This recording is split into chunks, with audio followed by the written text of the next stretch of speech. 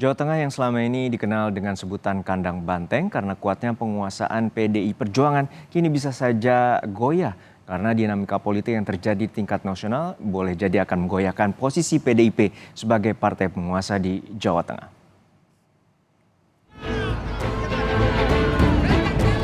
Calon Presiden nomor urut 3 Ganjar Pranowo menyebut banyak yang datang ke Jawa Tengah untuk merebut suara basis PDI Perjuangan. Menghadapi situasi ini, Ganjar mengaku mempunyai strategi khusus untuk mengamankan suara di Jawa Tengah. Apalagi, Jawa Tengah selama ini dikenal sebagai kandang banteng. Ya masa strategi saya ngomongin sama kamu, dia tahu dong. Betul. Ya, kita pasti akan bekerja keras karena itu kandang banteng, maka banyak yang akhirnya mungkin harus membuat cara-cara tersendiri.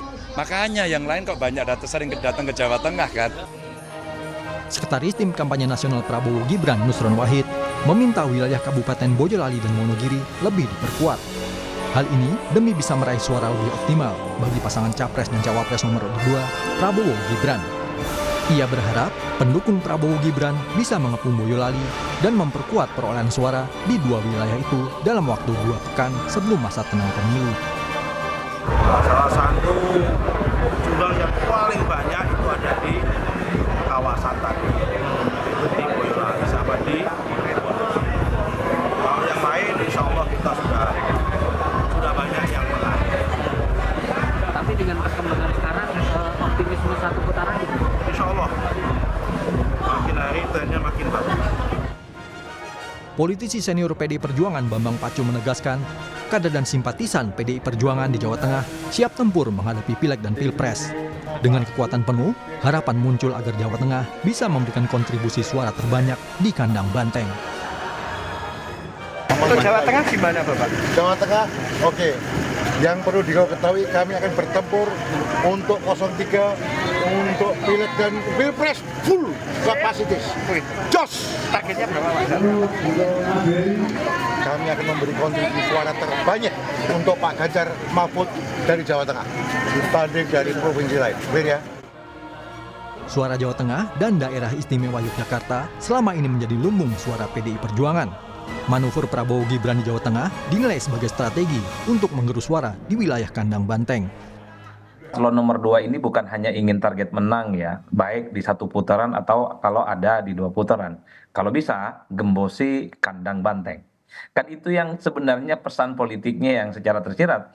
Jadi tidak mengherankan kalau kemudian begitu banyak aktivitas politik, kampanye politik yang juga sangat tersirat juga dilakukan oleh Pak Presiden. Apa maknanya harus mengembosi sampai suara tadi PDI Perjuangan? Ya tentu ingin menang, kan salah satu kunci kemenangan untuk Pilpres itu memperkuat basis sendiri, yang kedua adalah mengurangi basis lawan. Mengalahkan PDIP di basisnya sendiri, itu adalah satu sinyalmen dan pesan politik yang sepertinya ingin disampaikan kepada publik.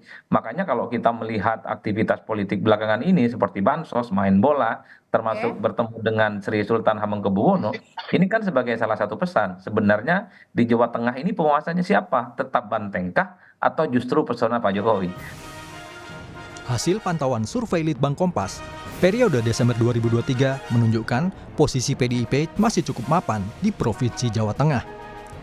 Secara umum, tingkat keterpilihan PDIP masih menjadi yang paling tinggi, yakni di atas 32%. Angka tersebut jauh lebih besar dari beberapa partai mapan lain seperti Gerindra, PKB, dan Golkar. Sebagian besar dapil di Jawa Tengah pun masih didominasi PDI Perjuangan. Bahkan beberapa daerah mutlak dikuasai banteng, meliputi Jawa Tengah 3, Jawa Tengah 4, dan Jawa Tengah 10.